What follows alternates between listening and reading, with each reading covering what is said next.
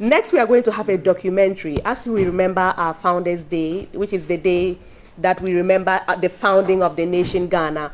We also want to remember those who left the shores of this country through the slave trade, through colonialism and other ways. We are going to look at their journey back home. So we hope you sit back, stay with us, and then enjoy the documentary.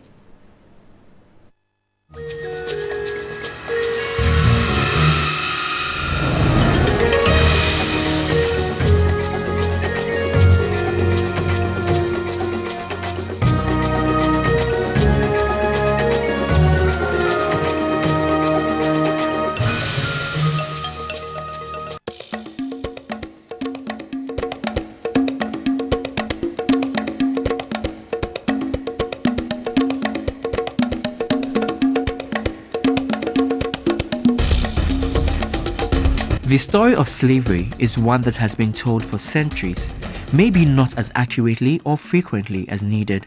Some argue, freedom as we have come to know it is simply a cloak covering up the scars and truth of a horrendous era never to be forgotten. In an attempt to find true freedom and bond Africans the world over, Emancipation Day has for 18 years been celebrated in honor of heroes who fought and dedicated their lives to ensuring that the black man was independent and had the liberties every human being is entitled to. It is stated that for blacks to know who they are, where they come from is a good way to start.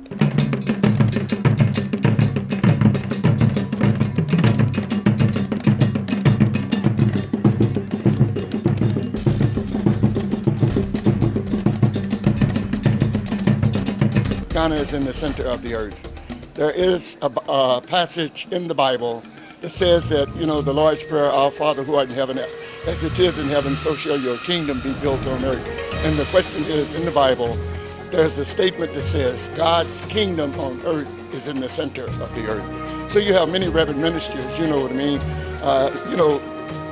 talking about that Ghana is important in that regard. And I do believe that, but moreover than that, there were 66 slave forts between Senegal and Angola. Now I have to give you the statistics on that just a moment. 66 slave forts. Ghana had 46 of the 66. So that simply means the lion's share of many of the captives that were taken out of here, they are either from Ghana or they came through Ghana.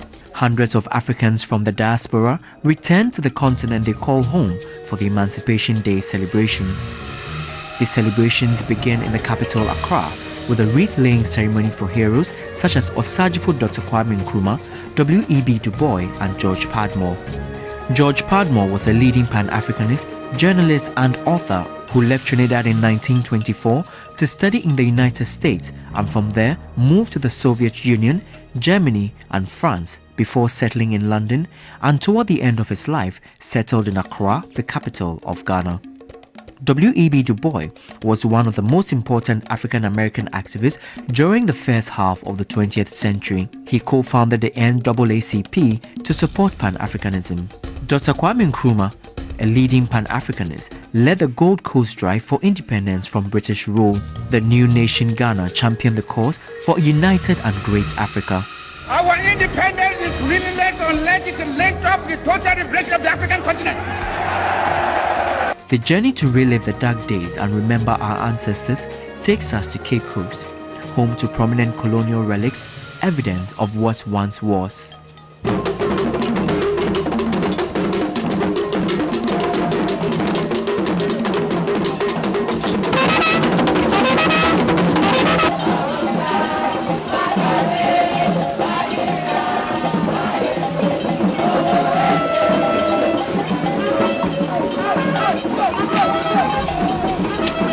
A colorful procession of Asafo companies go through the streets of Cape Coast, signifying victory for all Africans. When they were building the castle, which became the trading post of slavery, a group of able young men found themselves to be the laborers who were building the castle, because the things that were being done currently by the military were being done by the Asafo company. When they found themselves, in that situation, they formed an Asafo company from it. I have said several times that the acquisitiveness of man came into being from our very, very first existence. So that when you have a piece of land and you are not very strong, others who are stronger than you conquers you and take your land. Others have companies or states also found it necessary to come in and acquire our lands, acquire our people. That was the basis, the beginning of the slave trade. Unfortunately, you see, we as chiefs in the olden days played a very important role in slavery, in perpetuating slavery. But you see, what can we say? Whatever that you do, there are good things and there are bad things. We say that the history of slavery is very bad, but then we have tried to draw strength from it so that currently we are trying to turn the unfortunate situation that slavery brought onto us into a positive situation. That, I believe, is what has been started in the Emancipation celebration. The Asaf Company fought every war, every single war. When the John Mensa Sabas, the Graf Johnsons, the Gardner Acquas, when they were fighting and agitating for the end of slavery, they were buoyed up by the mere mention of Asaf companies and the songs and the show of bravado. So they had these backing from the people forming the Asaf company. Without them, I don't believe that the names that are mentioned and others that, because of time, I cannot mention them, would have been able to perform the things that they did, that have made their names household names. Say yo, say yo, say yo, say yo. Akwa no mabirusa, say yo. Echini birikasa, say yo, man country with you. Say yo, man country with no. Say yo, say yo.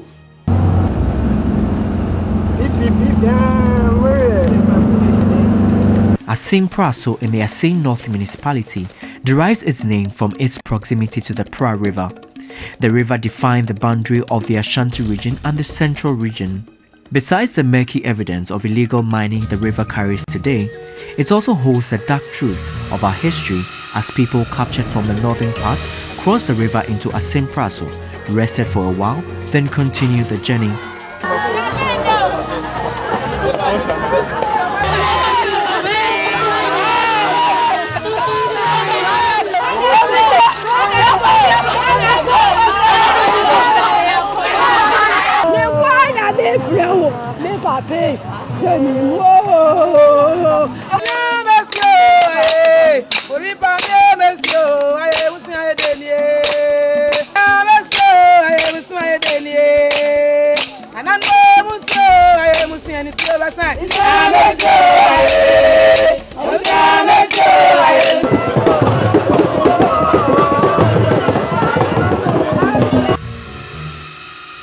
We've been to the castle, we've seen the shrine. What's the message you're getting from all of this? The message that I'm getting from all of this is that our people went through a lot. And it's not easy for us as diasporians to come back and see what our people went through, even though we know the harm that was done to them. The spirit that comes upon you is so overwhelming. You don't know how to explain it. And that spirit is a reconnecting spirit back to your roots, back to your ancestors that were brutally murdered, brutally beaten, just for the pleasure of the white man. That is very heart-wrenching. I can get the sadness and how you feel, but not to even make it worse, here we are at these mass graves where each one of them contains no less than 300 people who were buried as if they were nothing. Yes, look at the gravesite. Look at this gravesite. Is this what our ancestors should be honored with? They don't have a tombstone, no anything. It's just dirt, but it's okay because they're going back to their ground, to the earth where they come from. We don't need beauty. They try to take that away from us, but we still have that beauty. And they know that. They are fighting a losing battle. We have already won this battle. No matter what they have done to our people, no matter what they're trying to still do to us, we have already won. We have to recognize that we are the kings and queens, and we have to live up to that expectation. That's who we are. So it may be sad that yes, over 300 of our people have been brutally murdered and buried here with no respect. But we are giving them that respect today for what they have done for us, and to allow us to be able to come back and connect back to our roots. We are grateful for that. We are so thankful, and we are very favored. And we say thank you, and we say we are sorry, and we appreciate what you have gone through for us. We are back home, because this is our home. And we stand on their shoulders. We will stand strong for this country, because this is our country. No one is going to take that from us again. It will not happen again, because we are here, and we will stop it. I am a slave, I'll be buried in my grave, and return to my home, sweet home. Asim Manso is where the slaves took their last bath in the Nonkosu, meaning Slave River, before being sent to be kept in dungeons at the Cape Coast and Elmina castles to be shipped into slavery. The river today is said to have great healing powers. In the midst of our dark past, we have found the light. With candles lit, we trace the footsteps of our ancestors. Torrential night, clad in white, singing of the victory and the hope of an emancipated Africa.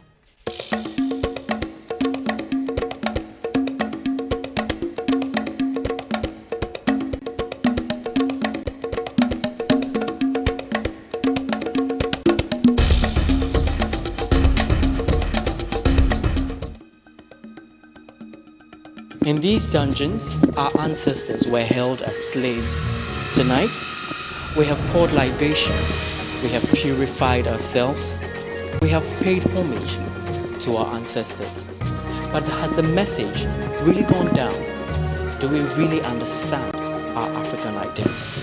The theme for the 2016 Emancipation Day celebrations was empowering African youth through Pan-African culture. Though the young generation joined the celebration, they seemed oblivious of what the celebrations represented, bringing into question the impact of history on today's youth and what the African identity really is or should be. Had the young folks simply lost their way, or the celebrations had failed to establish the relevance of our past and where we are? Along the line, the organizers marginalized the Ghanaians, and they did not establish a component of an educational outreach program to go along with that, to educate Ghanaians to the significance and the dynamics of Panafest and emancipation. So pretty soon, it became in the Ghanaians' mind, well, hey, Charlie, that is nothing but an African diaspora thing. Why should we participate? And see, and nobody tried to fill that vacuum of education. And this is what I'm telling them today. We need symposia. We need educational fora, not just one time. You know, you wait till emancipation comes, and then within a week you put on educational. No. This must be going on in all 10 regions of Ghana, especially in the north, because many of our people who were taken into slavery were taken from the north and marched down this way. You understand me? So that is the reason why we say it became, instead of Panafest, it became Panamess. Everything in Ghana, everything in Africa reminds us of those who could to inflict brutalities and oppress Africa. Our laws, our state customs, our labels all bear the colonial imprint. What do I say? There are the colonized minds